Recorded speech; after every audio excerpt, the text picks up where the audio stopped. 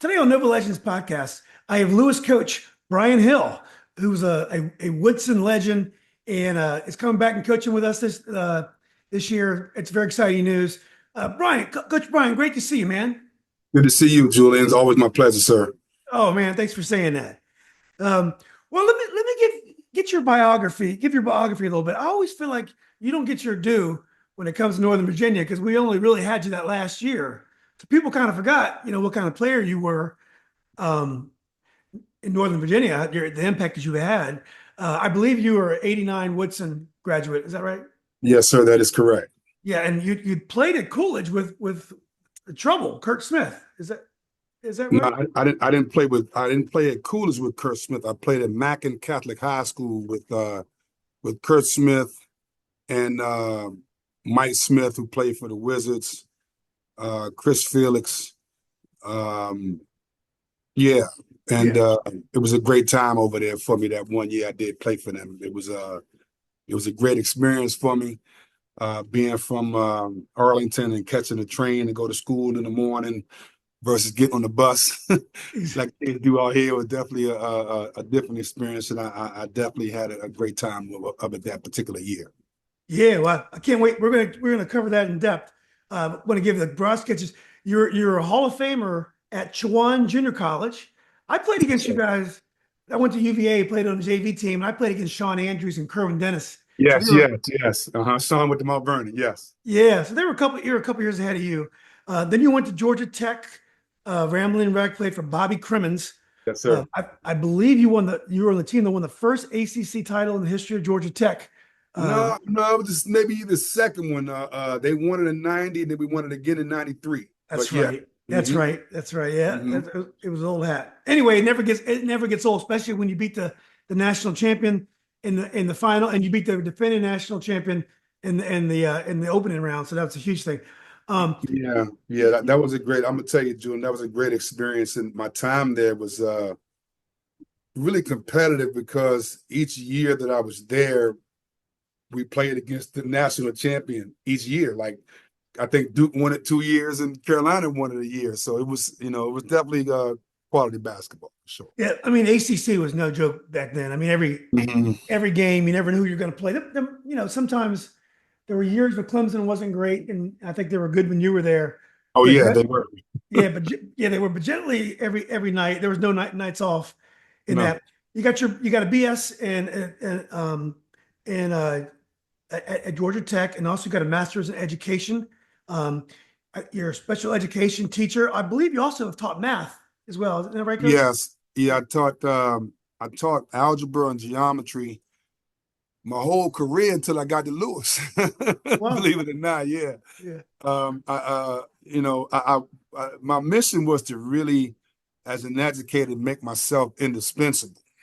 Right. And as a black male, SPED certified and teaching math, because you go to engineering school, that's what you teach. Right. And he Yeah. took all that math, and so I did that for such a long time, and with the opportunity arose for me to leave Hayfield, where I was teaching at the time, uh, to come to Lewis and coach. I said, I've got about 8 or so years till I can retire, and so I said, look, I don't want to teach math no more. I don't want to teach math. I don't want to do no IEPs. Only way I'm going to coach is if I'm teaching PE or something. And I was able to engineer, what I wanted. So I'm thankful for Oh, sure. that's awesome. Well, look, you've done a lot of coaching in your career. You coached at Ballou, did Yes. extremely well there. You were coach of the year at TC Williams in 2015. Um, you were, and I believe you guys won the district that year. Now Um, we didn't win the district, but we went from I think the year before I got there, they had won 2 games, and then the next year we won about 15 or 16, and then I yeah, think the year after that we won about 17. So I was able to turn it around well, rather you quickly. done a great job. But you also been at St. Agnes. You've been at Duval. You've been at Wilson. You've been at Paul the Sixth. You've had Yeah. every experience. So now you're at Lewis. Um, Lewis a great tradition in basketball. Obviously, it was called Lee. They won a state championship in '81. That's mythical because a new team from Northern Virginia won it for 27 years after. That's correct. Yeah, Mhm. that's right. And then um, Coach Mike had a huge run in the '90s with those boys. He probably had 10, 15 Division I players. Coach Mhm. Mike Harris did a great job. Mhm. That's my When you guy. right, but so years later, is that tradition still important to Lewis as taking over the job at Lewis? Are those banners still important? Does that still help you when you're trying to rebuild that program at Lewis? Uh, I would think not. Um, I'm the kind of guy, for those who know me, I don't really, I tell the truth, and I'm not a politician. And so I tell the truth. And I would say no. Um, and the culture of the school is different. The racial demographics of the school is different. Mhm. You have a school that is now a Title I school. It's about 60, a little over 60% Latino, probably, I'm gonna say maybe 20% African American, or how about this, of African descent, African American, Ethiopian, Nigerian, Sierra Mhm. Leone, whatever, Mhm. right? About 20% of that. Yeah. Then you have a large Arab population, then you have a pretty decent Muslim population. And at one time where the largest population of the school were Caucasian kids, now that's the smallest population of students in that school. Mhm. And so it is so when you have a school that's culture and demographics has changed so much, and cultural expectations as far as what people being committed to sports, it isn't really there unless it's soccer. Right. The And soccer so, team's great. Yeah. oh yeah, Yeah. they are. And so I've had to really work diligently to get the kids to commit, and but they have, and I'm excited about the upcoming year. Yeah.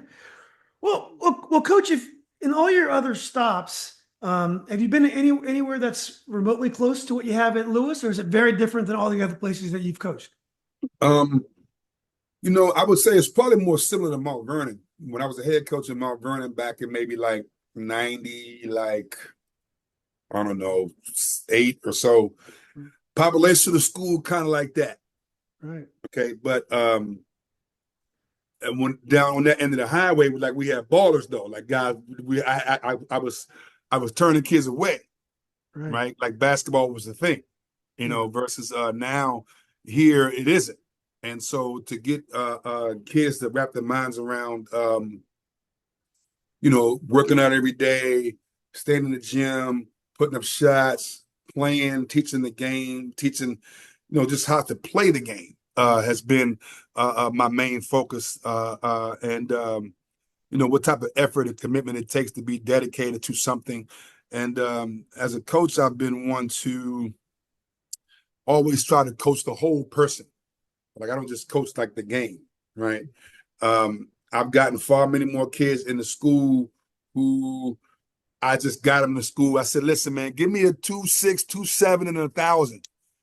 We're gonna find you some money and get you into school. You know what I'm saying? Like Yeah. I can't count how many kids I've gotten to school that way versus because everybody's not a college basketball player. But my objective as a person, as a coach, my anointing, I believe, is to be able to, sell kids something that isn't here yet. Sell them a dream, something they ain't seen, they can't, it ain't tangible, something they could touch. But if you commit yourself to something, to getting to believing and living your life in a righteous way, then something good is going to happen to you in your life if you set a goal to achieve it. So that's really my thing when it comes to coaching wherever I've been. Yeah. Well, when you think about the challenge that you have at Lewis, if you compare that to the challenge at Hayfield, Mm-hmm. where you were teaching, Mm-hmm. um, Coach Poindexter has a lot of athletes in the building. Mm-hmm. The culture is already built. Mm-hmm. Not only does he have athletes, he has basketball players. So Yeah. his job is to elevate that team to a state contender. Your Yeah. job is completely different at Lewis. Is this the kind of task that you enjoy? Is this the kind of task that you could really sink your teeth into and kind of get lost in? I want to share with you. First of all, I want to give a shout out to Coach Poindexter, great guy. And I really respect and appreciate what he's done and built there. But to answer your question, ironically, yes. Like I don't sell something short of winning championships. I don't sell anything short of that. And so I tell the kids, listen, like I've won championships and I've always won wherever I've coached. And so I have no reason to believe that I can't win, right? Myself personally. And so usually teams assume the disposition of the coach. And so I use an analogy with kids all the time, like winning the championship is kind of like falling in love. You can get all the way to the championship game and still lose. You know what I'm saying? Yeah. So it's really about, do you want that? You know what I'm saying? Do you want to, roll the dice and try that? You know what I'm saying? And it's a life lessons you learn with that, and so I aspire to win the championship every year. And so they look at me like, when I share that with them, they look at me like I'm crazy. I'm like, okay, well, we're gonna put this work in. When I got the job, hey, we're gonna put this work in, and we're gonna see what happens. And then so we play in the we played in the fall league out in Maryland. And for a team that won only 2 games last year, they were getting beat by 40, 50 points like every night. Right. And so I said, so we might have lost the first game, and then we might have went on like maybe a 7-game winning streak, and then we might have lost one, and then we went on another winning streak, right? And so I said, then we ended up losing to somebody like Georgetown Prep, I think, in the semifinal, right? And by like maybe 10. And so they were all feeling terrible about it. I said, listen, fellas, y'all won 2 games last year, and here we are playing in the league in Maryland, where it's really good competition. And, y'all won more games this fall than you did last year. You tripled your win total. You know what I'm saying? So we almost got to the finals of the championship of this thing. And so we have a lot to feel good about. So, like understand, like, so that's what I was trying to do, like changing the culture. I took us away from what we're accustomed to seeing. Let's just reestablish our esteem, who we are as people and as ball players. And it really went well for the guys. So I'm excited about what the year brings for us this year. And as long as they put forth the effort and me and my coaches, do our job, I think our year will be successful, whether we win any championship or not. Yeah. You kind of remind me of Tony Harris, hard-nosed player. Tony was a hard-nosed player, and Tony grew up playing ball with Gus and me. We were all in the same county leagues, and Tony he had the program in Falls Church, similar demographic, and he didn't win every year, everything, but man, those kids played hard. Those kids play hard, and it's amazing what you can do if you get the kids to believe. Now, Coach, you played for Red Jenkins. You played for Bobby Cremins. You've coached under some wonderful coaches yourself. Do you have a strong opinion of how and you've been a head coach numerous times. Do you have a strong opinion how you want to play, or are you the kind of coach? It just depends on how the team evolves, and you may play numerous different ways, just depending upon the personnel. I am a guy that I don't have a system. I don't have a system. I have, I would say, I'm a type of guy, my emotional intelligence is extremely high, higher than most. And so I can read into situations, look into things, put the team together based on what I think the dispositions are of the kids, the skill set of the kids, who is really leading us on the court. And so I don't have a system. I adjust according to, as you said, what my talent is. And I know that I've never had an issue with getting my kids to play hard. I've never had an issue with that. So we're going to play hard for sure. And I think that, like out of all the coaches that I played for, like I played for Red Jenkins, I played for Reginald Kitchen, I played for Bob Burke, who was the head coach at Chowan when I went to junior college that one year, and obviously Bobby Cremins. And so I'm really kind of a little bit of all of them in that, like Red, his game generalship was unparalleled. Yeah. So, I'm the kind of guy like, it's interesting to see how things are going to be without having the one-on-one, because I'm the kind of dude, if I believe if I got, some fouls to give and I'm up or down 3 or 4 in the last 3 minutes of the game, I'm gonna beat you. I believe that. You know what I'm saying? Because I can manipulate the game. I learned that from Red. Playing for Coach Burke at Chowan that 1 year, he was the kind of guy that got you to be able to jump through a wall for him. We practice hard every day, the consistent discipline every single day, putting the work in. Bobby Cremins had you comfortable. Bobby Cremins had you feeling good about going out there and winning, regardless of what the circumstances were, and having us believe that we could beat anyone and at any time, regardless of what it is. He had us believing. So I'm a little bit of all of that, and so but I do not have a system, a set thing. I can adjust to whatever it is. I can adjust to what I have and make a game of it. Yeah. Well, Coach, tell us a little bit about your players. This is your first year. You got them in, I guess, probably summer league, but definitely fall league. Yeah, we didn't do summer league. No, we didn't. Yeah, but tell us a little bit about your team. Well, we're not young. We're not young at all. We only lost, maybe we had 2 kids transfer. One kid transferred, another kid just didn't come out. And so what I did was just kind of worked out from April till about June when we started playing. I think we got a pretty big team as far as our size. I think we're pretty athletic. I think our guard play is good. And I'm not I don't like to say anything to have my kids that have to live up to something I said. Right. And so I'm watching what I say as I answer this question, obviously. Yeah. But I think that we're going to be good. I think we're going to surprise a lot of people. I think we're going to be competitive. My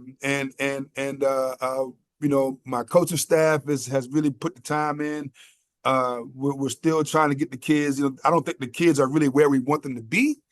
But I really believe that as the season endures, we're going to surprise a lot of people. I do believe that. Coach, did you have some tough cuts that you had to make? Did you have some really difficult decisions? What happens is people cut themselves. Right, You know what I'm saying? That's the whole idea. People cut themselves. I mean, with the team not being very good last year, I shared with them that, listen, I need y'all to know that I have no allegiance to anyone. Okay. And if you want to play, you gotta give it to me, because I'm gonna give it to you. Like, I'm in the gym every single day. I'm in the gym. You know what I'm saying? If the kid tell me he want to get up before school and get in the gym at 5:30, and I got the code to open the building up, then we're gonna open the building up on the green day at 5:30 in the morning. We're gonna do if you want to put some shots up, because that's what they do in college. If you want to play, that's what they do. You know what I'm saying? You at the gym at 5:30 in the morning. That's right. Or if you want to hit the track and you want to run and get some agility, get some footwork right, and you want to do an hour just straight footwork, that's what we're gonna do. You know what I'm saying? So I've had just know that I've had kids that have committed to that.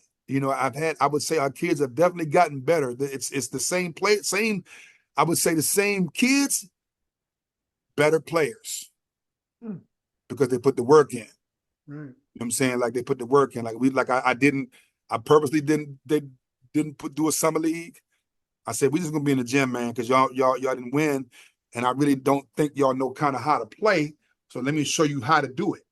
You know what I'm saying? Yeah. And they really want. And then once we were able to apply it, it showed that, hey, this is really good stuff for them. Now mainly I'm teaching how to handle yourself emotionally as a player. How do you deal with the loss? How do you deal with winning? How do you deal with, a game that's chippy? That kind of thing. So it's we put the work in, and it should show once the season gets underway. Yeah. Coaches, who's on the bench with you this year over there? I have Eric Gordon. Eric Gordon graduated from TC Williams, maybe 91. He coached with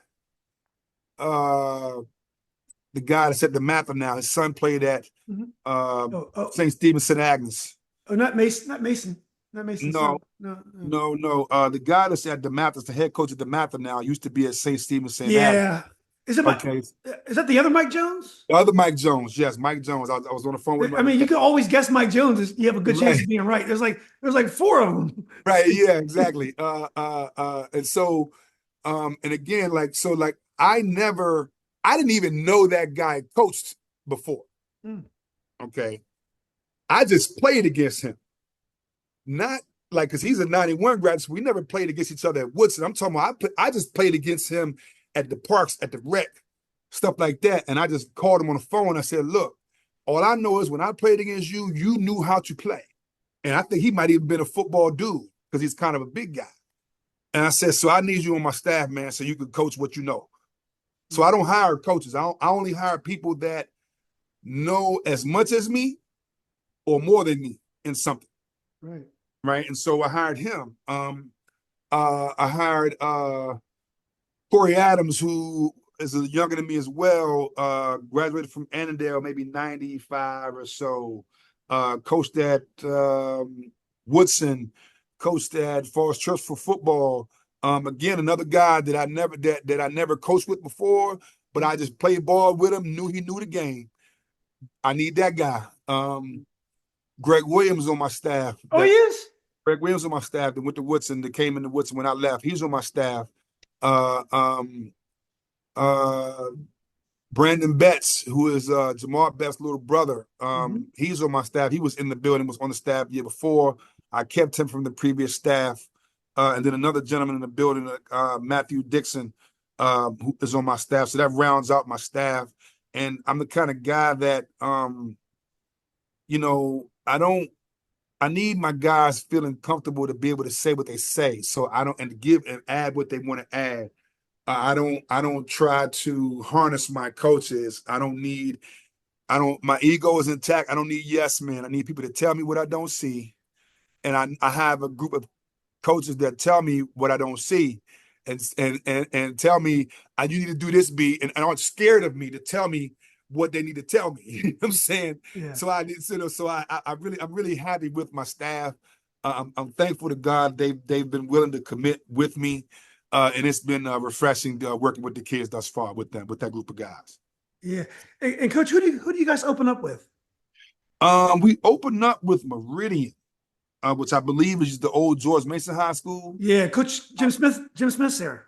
Yes. That we played them first. I have no idea what they're like, They're and good. I heard, and I generally don't like. I've never been one to scout people. Yeah. Like I don't like. I learned that from Coach Burke when in junior college. He says, Brian, if we just do what we're supposed to do every day, you got to just coach so well that you got to worry about can they stop you. So I've always been like that. Yeah. I don't take the time to go scout. I go home, play with my kids, and I let other people do all that. You know, Yeah. so I don't do a lot of scouting. So I don't know who's who. I just come ready to play. Just know I'm coming ready to play. That's it. If you ever want to trade ideas with somebody in the building, Coach Millward is a brilliant coach, soccer coach. I've had him on the podcast. I've watched many of his games. Great game coach. Oh yes.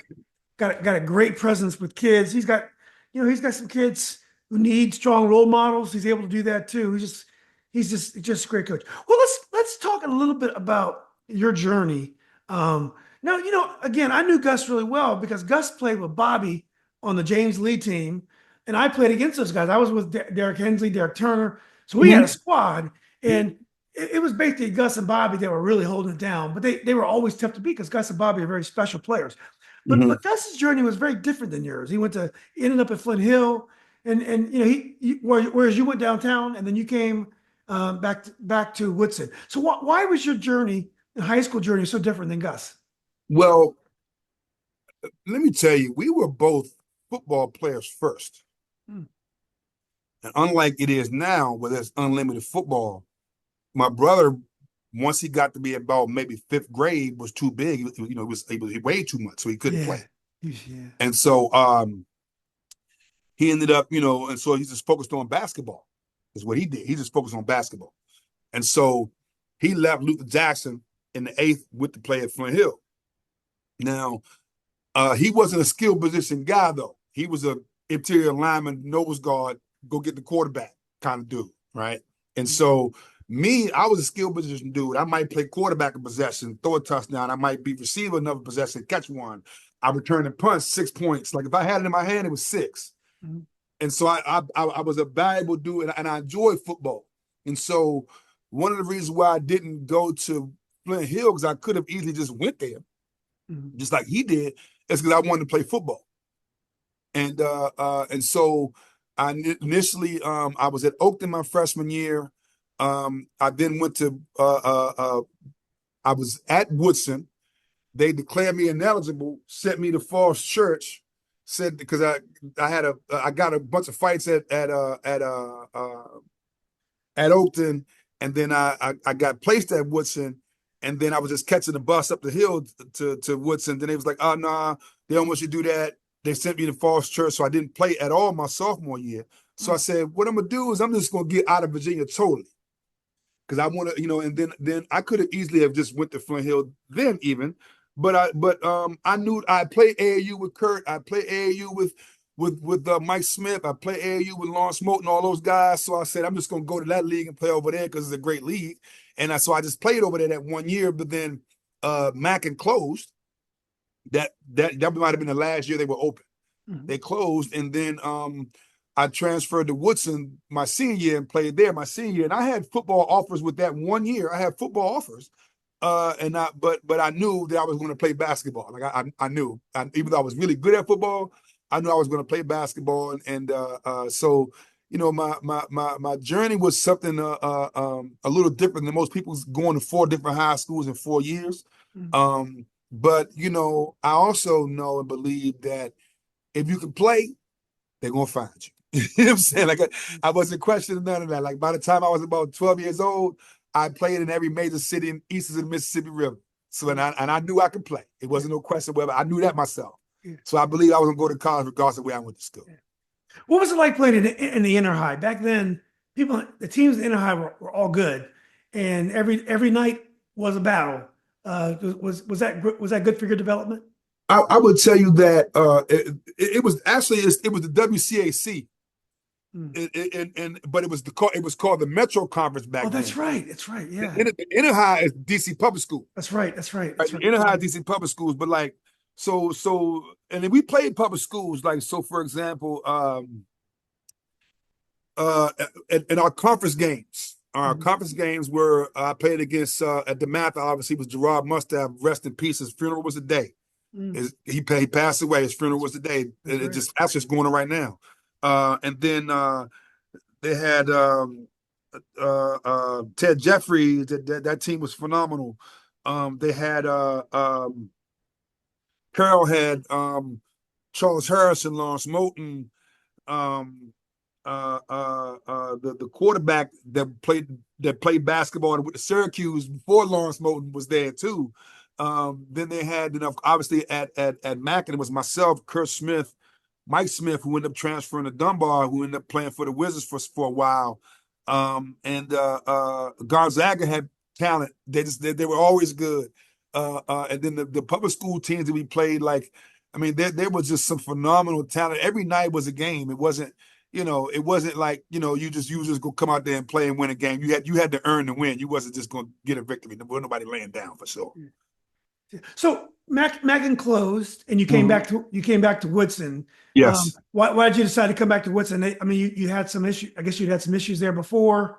A lot of it was, they were like, oh yeah, Red Jenkins recruited you, that kind of thing, and I'm like, dude, that guy don't have to recruit you. Just who he is as a person make you want to play for him.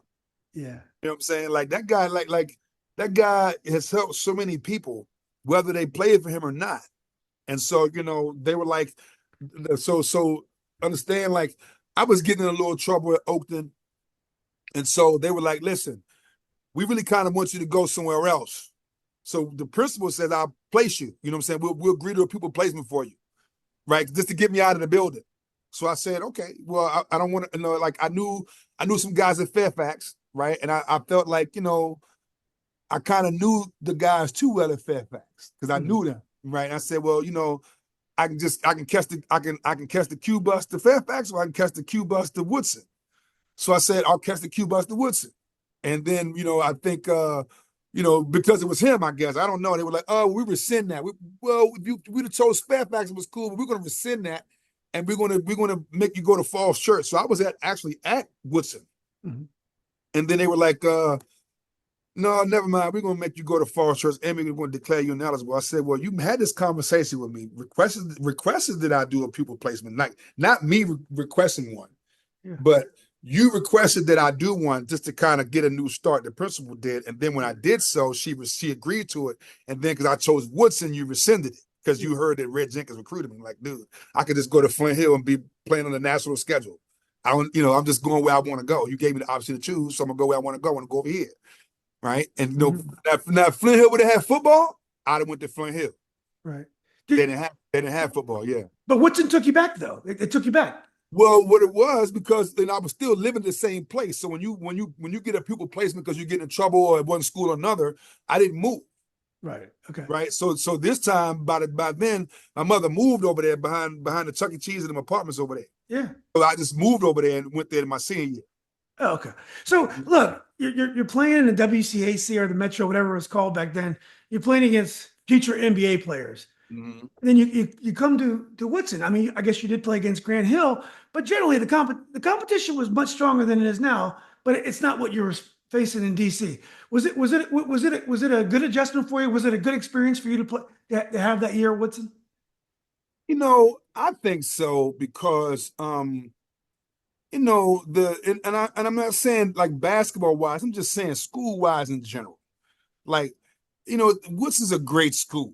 Like the school was really good. And there were people there who were teachers in the building that really were like, you're a smart guy. Mm-hmm. They didn't just automatically assume because I went to 4 high schools I was a troublemaker or something, because I really wasn't. Right. But they were like, you're a really smart guy. Once you do this, so I joined the SGA. You know what I'm saying? Once you do this, so I joined the math club and I did this. I did a whole bunch of other things because they were like, man, get involved with this. Go get involved with that. So, aside from the basketball part, playing for Red Jenkins, just the Woodson as a school was a great school, great people, great teachers. Just the whole culture and environment of the school was really refreshing, to say the least. And I have friends there that I know to this day, and teachers that I know that I'm still in touch with, aside from Red, that I'm still in touch with to this day, because my experience with there, just in going to school was just so pleasurable. I can't deny that. It was a great experience to go to school there that 1 year. Yeah.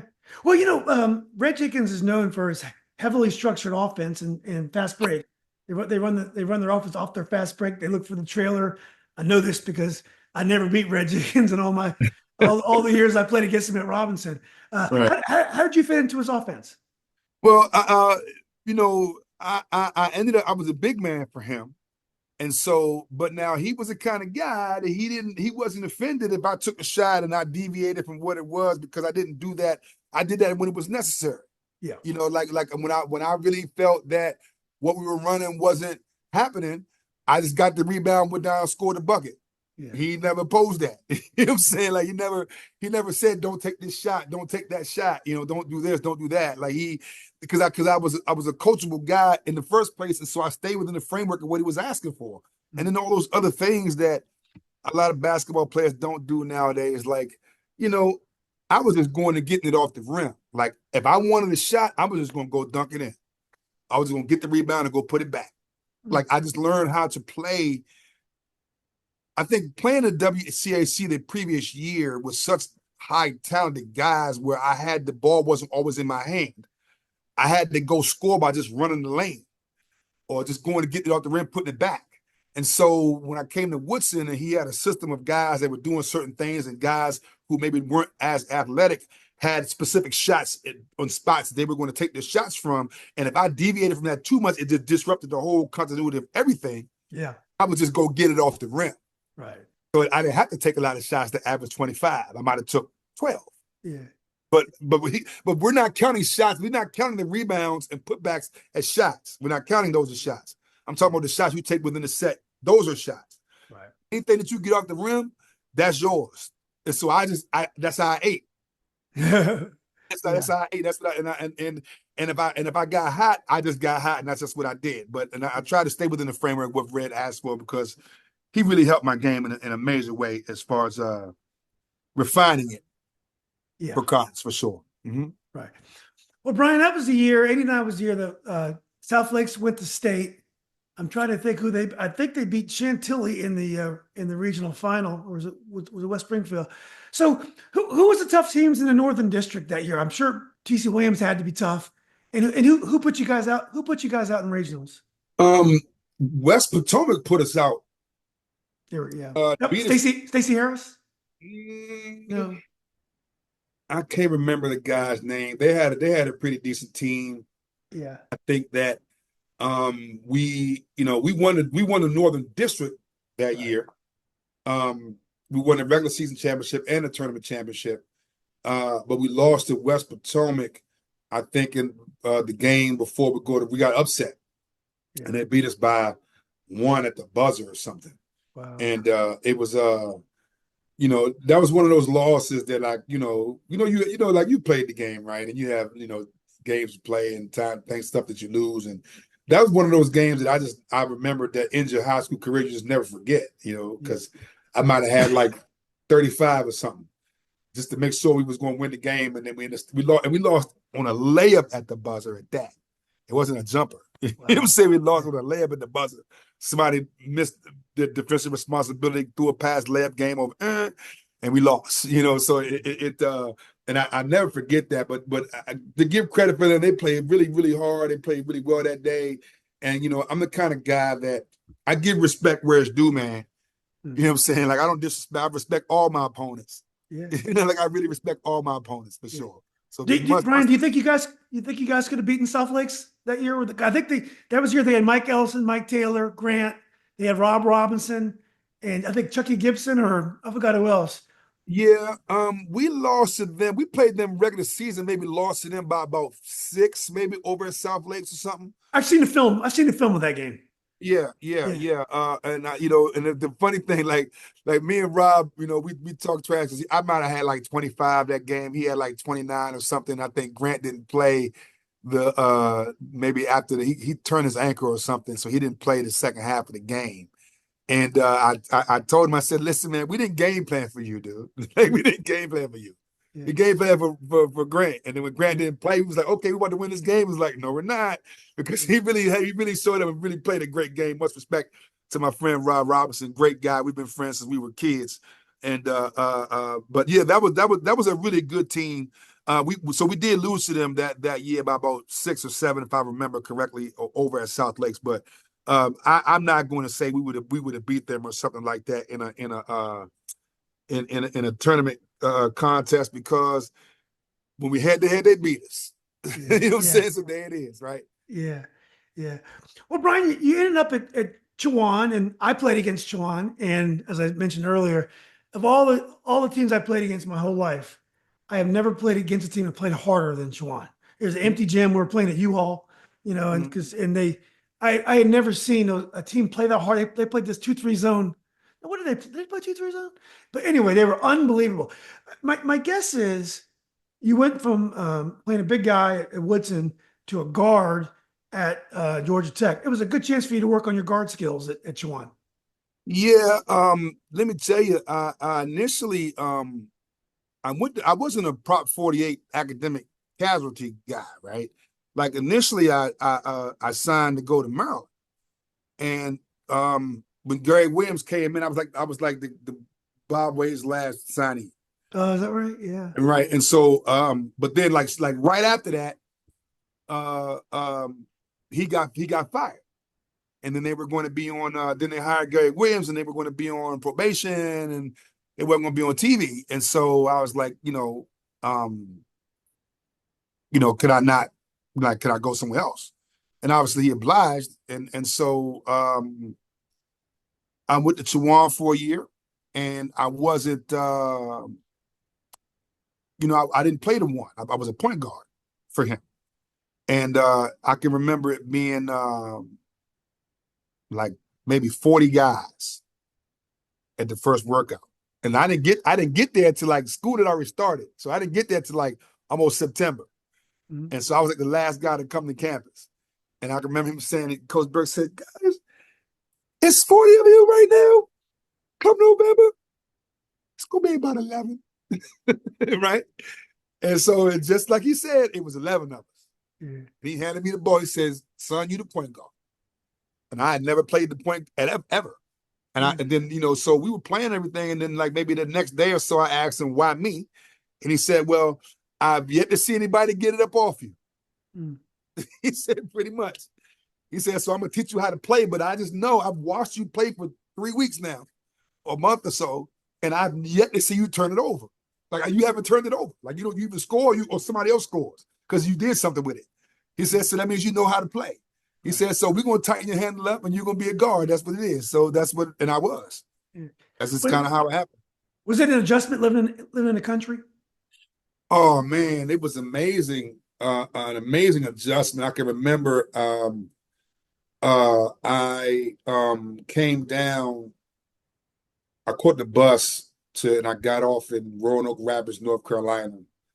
And the coach picked me up at the bus station and we rode into the countryside about another hour and a half east. Wasn't nothing out there, just woods and fields. And I see this, and it's like, it's September, so it's like 75 degrees out. And I said, it's 75 degrees out. What is that? What's that snow? How's the snow out here 75 degrees? And he said, oh, that's not snow, that's cotton. I said, man, stop this car, dude. Stop the car. So I had to get out the car because I had never seen cotton, never heard slaves pick cotton, right? So I had to get out the car and I had to go get the cotton out. And I took that cotton and held it and I gave it to my mama and said, slaves picked this right here, Mom. Like, this is really crazy. It was all these thorns and stuff in it. It was like really crazy, but it was like something for me that I just, like people might think that's something kind of stupid. But all I know is that like, I had never seen cotton in its rawest form like that. And when you see it in a big field, all you see is just white. So you don't know that as I'm riding down the road, you don't know that you think it looked like snow. Yeah. So I had to actually get out there. So that was just one experience, and then obviously it was nothing there, Julian, like nothing. Yeah. You was at the gym, you had no choice but to get better because it was nothing there but the gym. Yeah. And that was it. There's a scene in Green Book. Have you seen Green Book, the movie? No, sir. Oh, it's a great movie. But Okay. there's one scene when they're traveling the South and he has his bodyguard. He's a famous piano player. And he just the car stopped to the side of the road. And on the other side of the field, it's a cotton field. And there are people picking cotton like they would have 100 years earlier. And he's from New York City. Okay. And so it was a really surreal vision for him. And it sounds a lot like what happened to you. Well, look, you end up going to Georgia Tech at an incredible and exciting time. Why'd you decide to go to Georgia Tech? Well, I visited, I narrowed my choices down to Florida State and Georgia Tech.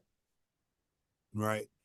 And so when I went on my visit to Tallahassee, the coach set the flight for like 6 o'clock in the morning. And I didn't understand why, right? But he did. And so he picked me up from the airport, took me to one of the players' apartments. He didn't put me in the hotel right away. And so he goes, you're gonna go to class with some guys, you're gonna hang out for the day, and then then after lunch, we'll check you in the hotel, blah, blah, blah. He says, so just hang out. And so they lived in an apartment that was kind of shaped in a U, and all the athletes' dorms was on the bottom level.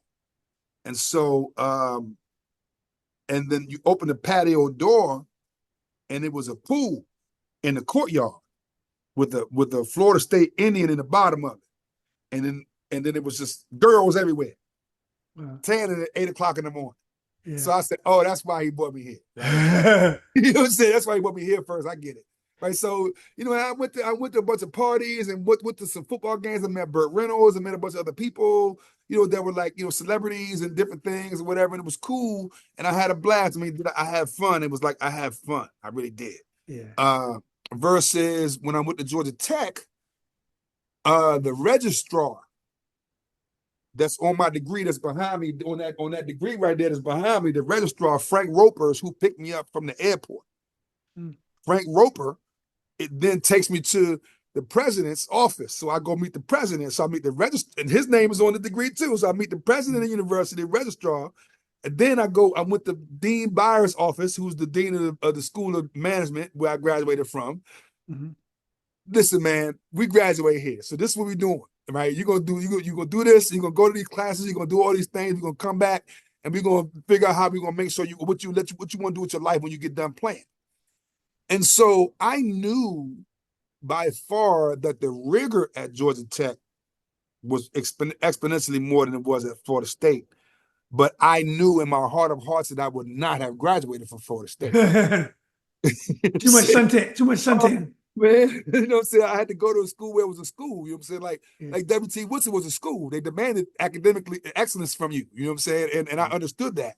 And me being a smart guy, like, you know, like I just felt that, you know, I knew that where I was going to finish. Yeah.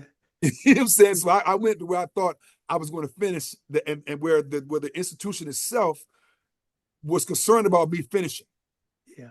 And Georgia Tech was definitely concerned about me finishing, so that's why I went there. Yeah. Well, look, Bobby Cremins was a guard from South Carolina. He was a New York City boy, and he had a great career, but he lost. He blames himself for a huge loss they took in the ACC final for not coming to meet a pass, and it tortured him for a long time. And he's been interviewed about it, and he might have even told you guys about it, or you may have saw it on the ACC special as well. He took the job at Georgia Tech, and he is known as the ultimate players coach. I mean, he just players seem to like playing for him, and he seems to get along with them. Doesn't seem to yell at him very much in the games. Is the reputation of him as a player coach, is it well deserved, or how would you describe him as your actual coach? I mean, it is well deserved, and now he wasn't the kind of guys that let you do whatever though. You know what I'm saying? But now, you had to do the things that were required to be a basketball player, and he made sure of that. Like I can remember, one time. You know how it is, man. You're in college, you got your workouts, you at 5 o'clock in the morning, you on the track with the football players, and you jumping on plyometric blocks. The guy next to you, 300 pounds, jumping on a block like you are, right? You know what I'm saying? And you working out in the morning, then you got somebody that's checking you when you get to breakfast, somebody that's checking you, making sure you're eating breakfast. Then you leave, you got a 9 o'clock class, somebody right there, make sure you go in your class. Then from 11 o'clock, you got to shoot 500 jumpers going to the right.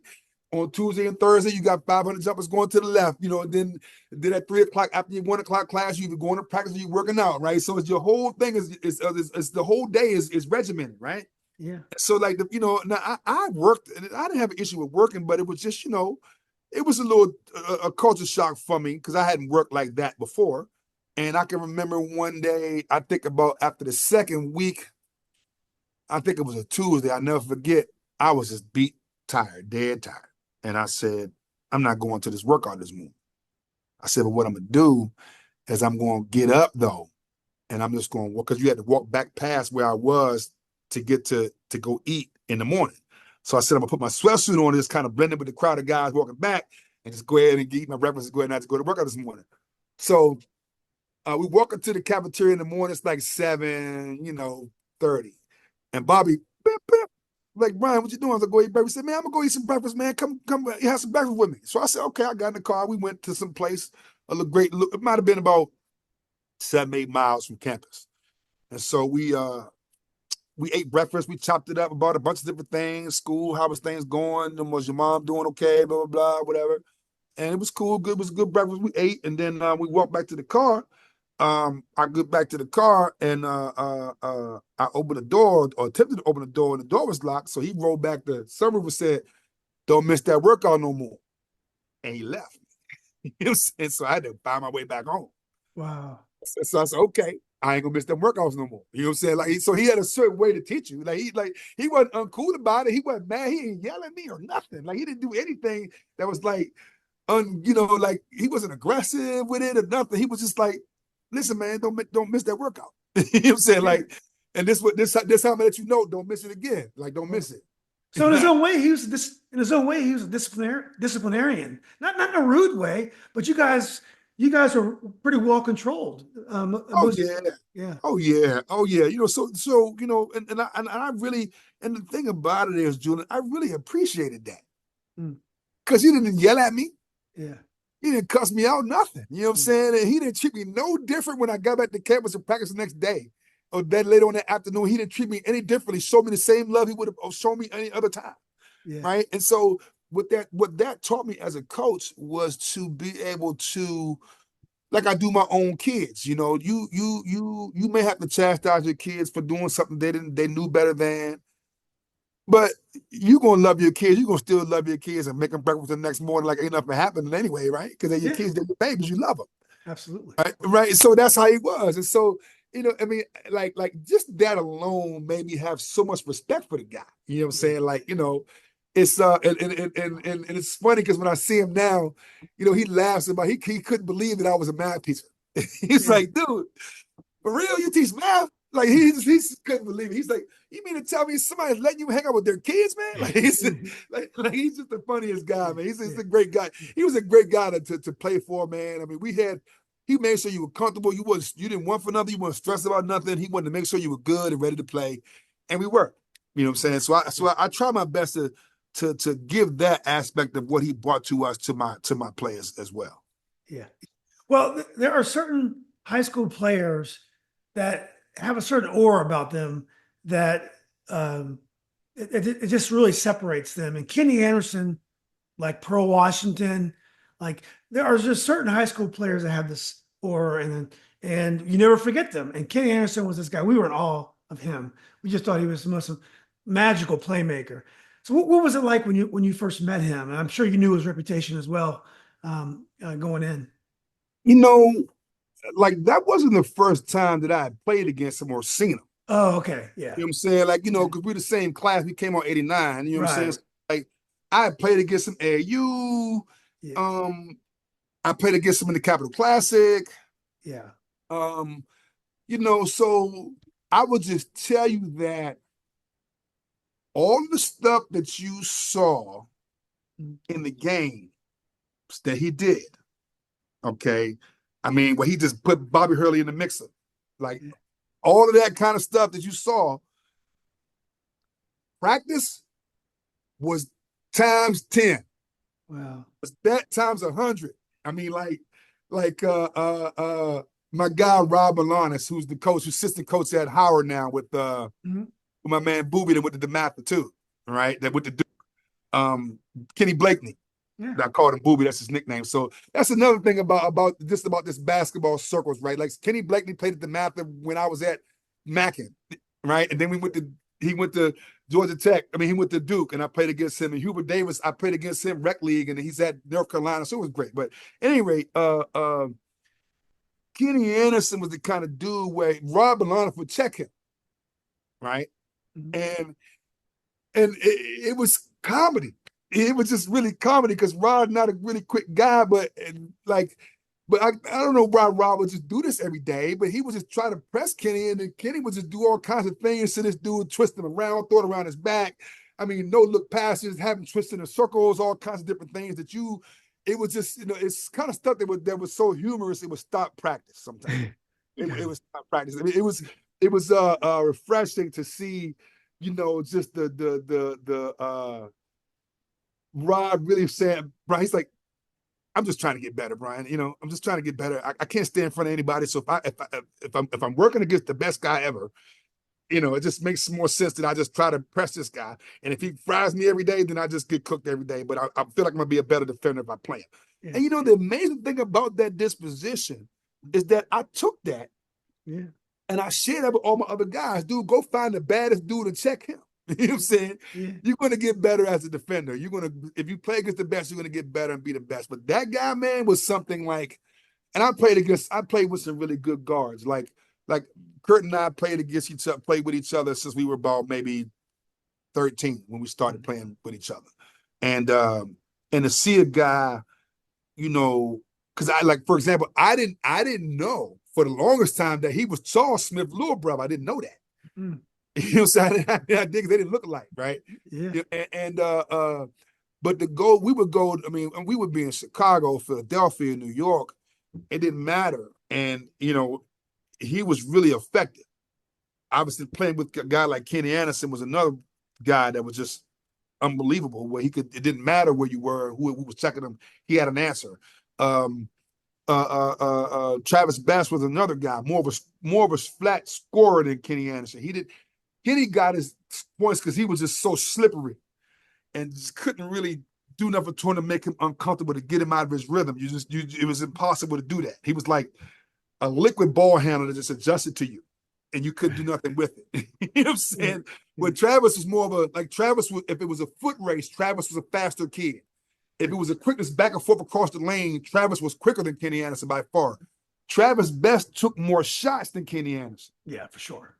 But now, when you talk about who was easy to play with, by far was Kenny Anderson. There was no question, because you didn't have to do anything. Like imagine like the Tom Brady of point guards, put the ball right where it belonged every time, no mistakes, nothing. Like, he was just like the best thing. Like, that was probably one of the reasons why, like, I chose to be a 2 guard to play with him versus being a 1 at Florida State. Right, exactly. Because I could have been, so it wouldn't have been like, if I'd have came there, because I came the year before Sam Cassell. Sam Cassell came the next year. That's right. Yeah. Right. You know what I'm saying? So I chose it wasn't just the basketball portion of it too. It was the school. Yeah. I would say schooling was the 60%, basketball was 40% of why I went there though. Yeah. Well, you also played with 2 sons of Hall of Famer Rick Barry. And yes, so I think it was Brent and John. Brent Barry and John Barry, right? John and Drew. John and Drew. So yeah, that's right. So what were they like? What did it make them different that they had a father with a Hall of Fame pedigree? Did he instill something in them, or were they kind of living off, maybe his great name? No, I mean, I don't. This is the thing, man. If I had a son, I have 2 sons, but my sons is like, my oldest son is at Northwestern in grad school, got school because he's a crazy smart dude like his dad. I told my son to stop playing sports when he was going into his junior year. He had a 1400, like a 1420 on his SAT and like a 4.2 grade point average going into his junior year. Wow. So I said, son, man, somebody gonna give you the money for school, man. Stop playing sports, man. Somebody give you the money. You ain't got to go. You ain't have to do that, right? And I'm the kind of dad that I understand stuff like that, and like, but what I will say about Rick is Rick had us in the gym. Like, when I saw, like, I didn't know that was his dad, number one. I was just a dude, was a guy that came in with me. So I said, damn, that's Rick Barry. So then I see him, John, down there shoot with him. So I said, I'm going to go shoot with this dude. All I know, that's one of the best shooters in the history of the game. So I'm just going down there. And I didn't realize that was his dad. You know what I'm saying? So, so then it was, so I don't think, no, I don't think that they lived off of, his dad's whatever. They worked, you know what I'm saying? I worked with them. You know what I'm saying? Like, whenever Rick came to town or whatever, and they was in the gym, I was in the gym with them. I made a point of that. Yeah. Because I wasn't going to not have the opportunity. He was a great teammate. You know what I'm saying? My dad, then it got to the point, and my dad will be in town this weekend, blah, blah, blah, make sure you get to the gym. That kind of thing. You know what I'm saying? So those guys were good basketball players of their own right and their own merit. Yeah. They were. Did you overlap with Dennis Scott? Did you guys play together one year? No, we did not. Now obviously I knew Dennis. My brother was a senior at Flint Hill. Dennis came in maybe as a 9th grader or something, and I practiced with them. I practiced with Flint Hill. Like, I went over there and practiced with them. I traveled on the bus with them. I went everywhere with them. Yeah. I just didn't play for them. You know what I'm saying? And I think, Stu was just, he wasn't hoping. He just wasn't going to tell me no, I couldn't come into the gym. He wasn't going to do that. Yeah. You know what I'm saying? But no, we didn't play together. I would say one of the reasons why I knew that I wanted to go there too is because, him and Brian DeMont were like, B, it's comfortable here, man. You're going to go to school, you're going to get a great degree. You're in Atlanta, Georgia. It's an urban environment, more, kind of like how you are living here in Virginia. Mm-hmm. Then my visit was great. You know what I'm saying? I had the right mixture of fun and academics. I had the right mixture of that.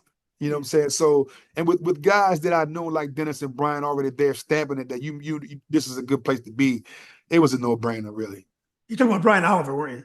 No, Brian DeMolick. Brian DeMolick. Oh yeah, Brian Malik. Yeah. Okay. Oh, yeah, was Um, down there too. Yes. well, look, Brian. If you coach, if you look on your statistics, your first year there was your best year, at least Yeah. minutes wise. I mean, Mhm. you shot the ball real well your senior year, but your first year you played a lot. You started, then you got like Uh-huh. 28 minutes a game. How were you able to adjust so quickly to the ACC? Well, I think that I'm gonna tell you why. The best team I ever played for was my junior college team. I think my junior college team would have beat my Georgia Tech team. Wow. I do. Yeah. I really believe that. Mm. We were just as big. Like we were like Matt Geiger was 7 feet, Malcolm Mack was 6'10, James Mullen was 6'11, Darryl Barnes, all those guys 6'9. We have front line like that at Chowan, Mm. right?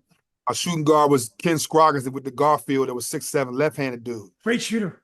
Shoot the ball to dunk on you, everything. You know what I'm Yeah. saying? Like, Yeah. so we had just as much talent, and I think we were a little bit more disciplined than our teams at Georgia Tech, just based on how Coach Burke coached us. So it wasn't that much of an adjustment. I think that my time there as far as playing, I understood that the business of the game. I started my first year. Then he brings James Forrest and Travis Best that had to come off the bench the next year. And then he brought in Martise Moore the next year. Guys are ACC Freshman of the Year, ACC Freshman of the Year, like that. And so me, I'm the kind of dude, I'm just trying to win. You know what I'm saying? Like, I want to win, right? And so, and I'm the kind of guy, I'm a coachable guy, right? My mama wasn't the kind of mama that talked to the coach, why am my baby playing? Blah, blah, blah. She just signed a permission slip and told me to play. It's kind of what it was, right? And so I played, and we were okay. I accepted the role that was given. Did the coach sit you down and explain what was going on, or did it just work out that way? And guys came in that were rookie of the year, and Travis Best came in, and you ended up, sixth, seventh man instead of starting. Or did he explain to you, Brian, this is what we're going to have to do? No, he was righteous about it and explains. He said, I'm bringing this kid in. You're not going to start this year.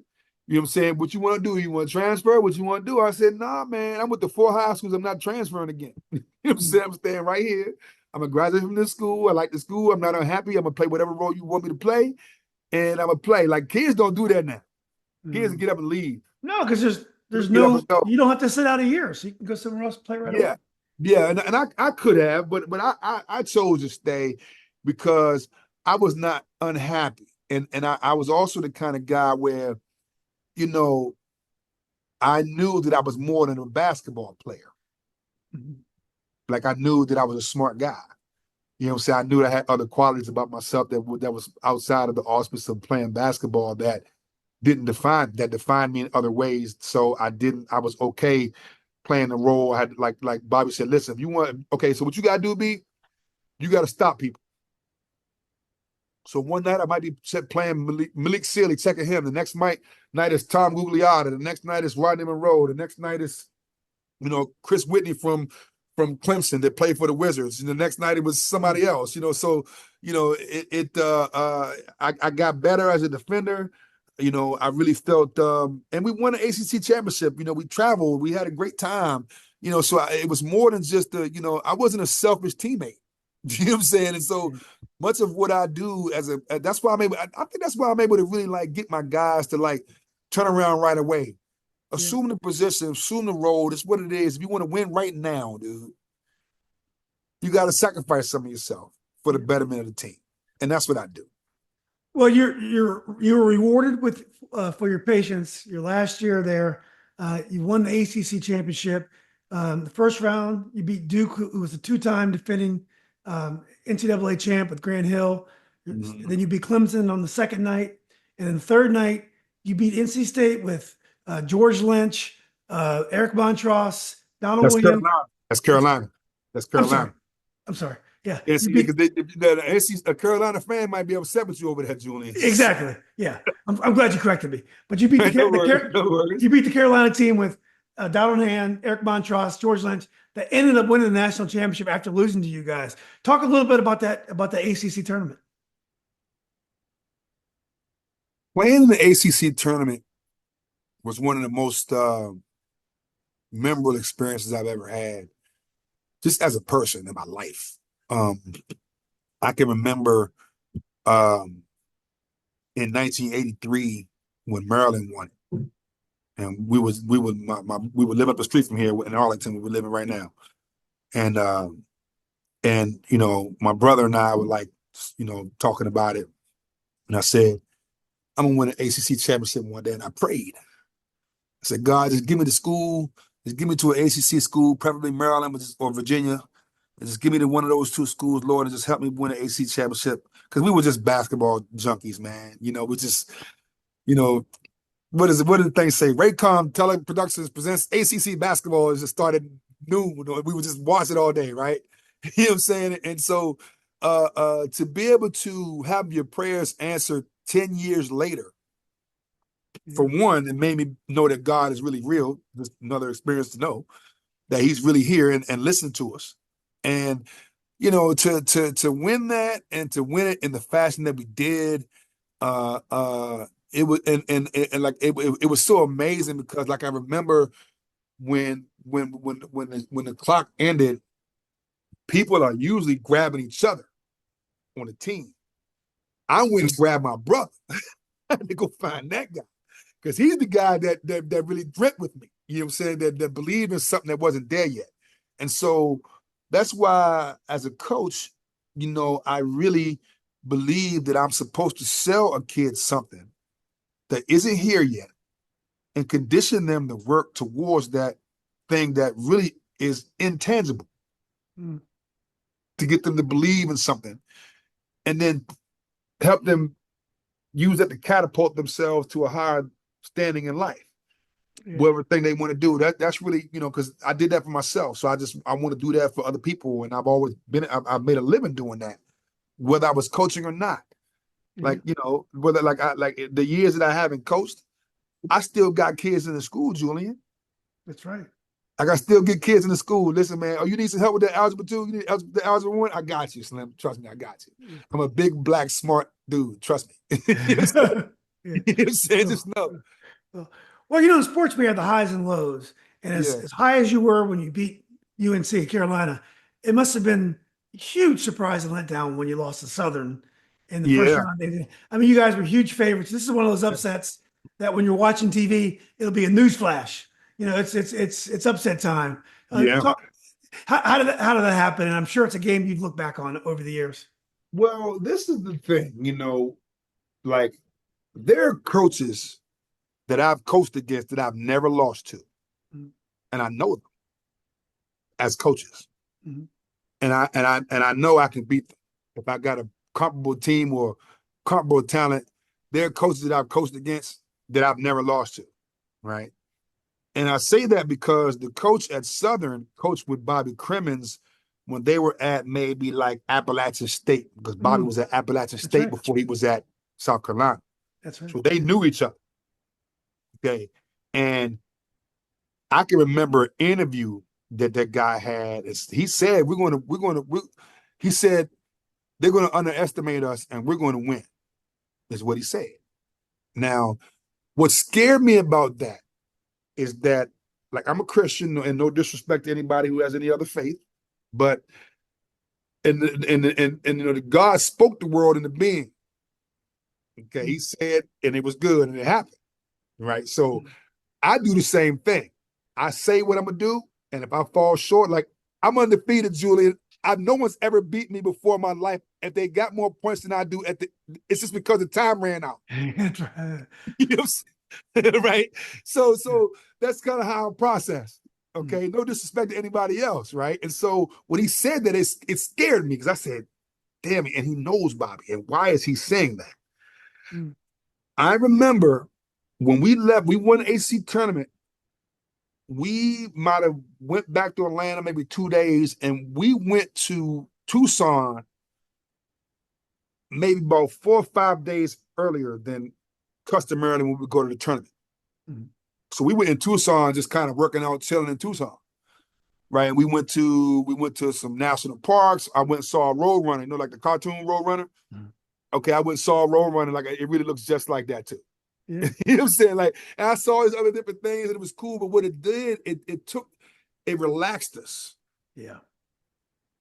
You know, and like I said, Bobby had us comfortable. We did a lot of fun things as a team, and we did, all of that. But I think doing that, going out there a week earlier than normal, Mhm. had us. It took the edge off of us. Yeah. It did, Yeah. and they got us. And that dude knew it. He knew it Wow. because he said it. He Yeah. said it. So now I know, like I take everything from my experiences. So now I don't do anything like that. I know that sweet spot with my teams where I can get them right where they tight. Yeah. You know what I'm saying? They ready to play, and I don't never deviate from that to make sure that we're good to go when we play somebody. You try to keep them in the routine as much as you can, and you As don't try much to, as I can. Yes, yeah, sir. what you Yes, can. sir. Yes, sir. So, Coach Bryan, this has been great. It's been great, so great catch. I've been wanting to do this for a long time, as you know. I Yeah. thought we'd end, but why don't you talk a little bit about your health journey? You shared this with me at the basketball game we went to the Woodson game we went to last year. I think it was South Lakes that I Yes. saw you. If you're comfortable, why don't you share a little bit of your health journey that you've been on and you've been trying to eat healthy. I remember you were telling me you had some supplements you recommended to me. You get your walks in, you Yes. overhydrate. But anyway, why don't you share some of the things you've learned to Yeah. on your journey to wellness? Well, really, it's my I donated my kidney to my mother in 2000, so I only have one. And so what it did, it made me start living my life in a little differently. So I stopped drinking. I stopped smoking cigars. I really, and then I did all the things as we age. Mhm. And our body talks to us. As and if we and so I only eat, like, I try to eat as much vegetables as possible, right? The supplements that I take, the general things that our body can't necessarily produce as much of in our older age, in particular as Black men, like magnesium, potassium, things that help regulate your blood pressure, things that help maintain your energy levels, things that help maintain your testosterone levels, and things like that. Kids don't believe I'm 53 years old. They're like, no, you're not 53. Mhm. No. So I stopped. What I do, I stopped shaving. I keep my beard now, and I don't shave because they're like, oh, you're not 53. Then they're not looking at me the same. You know what I'm Well, saying? you don't have any gray hair in your beard. I got one or two. I got a gray one that grew up my nose, believe it or not. Yeah. So I Yeah. plucked that one, you know what I'm saying? But I don't have much gray at all. My hair still grow. I just keep the bald because I don't I just, because it's just easy to maintain when I found if I just cut it all off. My hair still grows. I try to keep my body fat percentage at a respectable level for my age. Fruits and vegetables, and I take my multivitamins, my supplements. I take them religiously. I do my walks in the morning. Like I live here in Shirlington, and I'll walk from here all the way to the airport. I get up at 4:30. I could make that walk in an hour and a half. Wow. It's about 4 miles. By the time I get back, it's 6:15. I wake my kids up. We go to school. I do that every morning. Wow. Like, I do that every morning. I ride my bike. I don't really hoop as much. If the kids want to play, I charge them. It's going to cost you $5 to play. We're going to play the $5, and we're going to bet $5. He gonna do, right? So, because I got a game to $5 to you, I can't give you no more than $5. And I tell him, and then I get an extra $5 if I score 5 straight and you don't get the ball. I get an extra $5. Hey, Coach, how did your mother do with your kidney? How did she do? I gave it to her 2001. She lived to 2012. She got a infection or something Mm, in it. You know what I'm saying? Like kind of like sepsis or something. mm. And she passed away in 2012. Sorry to hear And that. it's okay, my mother was such an awesome woman, because my mother raised 4 college graduates, no husband. Mm, All of us are good people doing well. She was the kind of mom, like she said, baby, I'm a sign for Mrs. Slip, but I'm not coming to the game because I don't have no car. mm. And I ain't taking you to practice because, again, I don't have no car. But if you make the playoffs, I'm coming. And I told her, I said, baby, I'm a sign for Mrs. Slip, but I'm not coming to the game because I don't have no car. And I ain't taking you to practice because, again, I don't have no car. But if you make the playoffs, I'm coming. And I told her, I said, baby, I'm a sign for Mrs. Slip, but I'm not coming to the game because I don't have no car. But if you make the playoffs, I'm coming. So that's why I play so hard. So if anybody knows me who sees this video, they're gonna be like, yeah, that dude was a monster. And the reason why I was a monster because I needed to be I needed to win at the end. Mm. And so my mom would come to the game and see it. You know what I'm saying? That was my whole, thing, unlike nowadays, parents aren't like that. Parents are different. People say, kids have changed. I don't think kids have changed, you, and I think the adults have changed. Yeah. I think what we're expecting we don't expect enough of our children.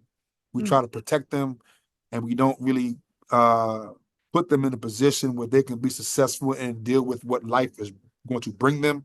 Mm. And so that's why you see such of the insanity with younger people who are doing things that aren't necessarily righteous or things that aren't really smart. Yeah. And so I'm just trying my best to live my life right, help kids, help my own kids. I had the opportunity to coach again. I would have never, if Lewis was, they were 2-19 or something. If Lewis was 19-2, I wouldn't have taken the job. You wanted the challenge. I only want teams that suck at the Yeah. beginning. Yeah. Yeah, I only won like TC. When I was at TC, they only won 2 games. When I was at Mount Vernon, they only won 2 games the year before. Yeah. So I only want teams that aren't good, so I can make them something. Well, that's exciting. National district's going to be better because you're involved in it. Hey, look, you got to make sure you tell Gus. I said, hey, he probably remembers me as Shorty. Everyone called me Shorty back then, but Okay. it'd be great to see Gus. But look, I'll definitely make at least one of your games this year. Come check you guys out. But I really appreciate you doing this, man. This has been great. You've done a lot. You've done a lot in your career. You played for a lot of great coaches. You've coached a lot of a lot of different places, which I didn't realize until we had this chat. But look, man, this has been great. I just thank you for what you're doing, and just best of luck this year. Listen, Julian, I appreciate the opportunity that you gave me to kind of to stand on your platform and share my thoughts and my experiences, man. And prayerfully, it'll benefit somebody. I just know that much of what I do ain't about me. You know what I'm saying? It's about other people. And I pay homage and respect to those who come before me, and I pay homage and respect to all the coaches that are out there that have been coaching a while I haven't been. Like I said, the Carlos Poindexters, the Tony Harrises, the Tony Bentleys, the Bobby Dobsons of the world, my guy Houston at West Pole. I'm just thankful to be back in the mix, and look forward to competing and have a great season. Oh, it's gonna be fun, man. I can't wait to Thanksgiving. I love Thanksgiving, but the next day we're in the middle of basketball season. That's my time of Yes, sir. year. Yes, So sir. yeah. All right, well, Coach, let's keep in touch, and I definitely will be seeing you soon. Yes, sir. Thanks again, brother. All right, but you too, man. Have a good Uh, Sunday now, man.